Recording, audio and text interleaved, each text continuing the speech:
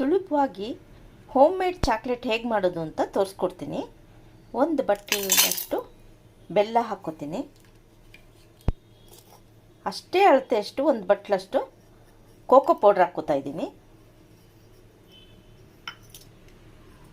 ಒಂದು ಬಟ್ಲಷ್ಟು ತುಪ್ಪ, ಬಿಸಿ ತುಪ್ಪ ಹಾಕ್ಕೋಬೇಕು.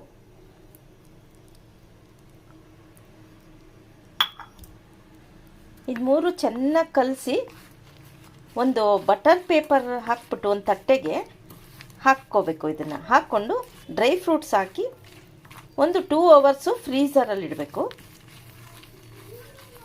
ಚೆನ್ನಾಗಿ ಕಲಸಾದ್ಮೇಲೆ ಈ ಥರ ಒಂದು ಪ್ಲೇಟ್ಗೆ ಬಟರ್ ಪೇಪರ್ ಹಾಕ್ಕೊಂಡು ನೋಡಿ ಹಾಕ್ಕೋತಾ ಇದ್ದೀನಿ.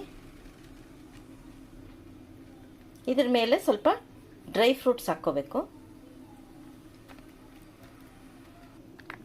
ಈಗ ಇದ್ರ ಮೇಲೆ ಎಲ್ಲ ಡ್ರೈ ಫ್ರೂಟ್ಸು ಕಟ್ ಮಾಡಿ ಹಾಕ್ಕೋತಾ ಇದ್ವಿ. ಈ ಥರ ಹೋಮ್ ಮೇಡ್ ಚಾಕ್ಲೇಟ್ಸ್ ಮಾಡಿ ಮನೆಯಲ್ಲಿ ಮಕ್ಕಳಿಗೆ ಕೊಡಿ.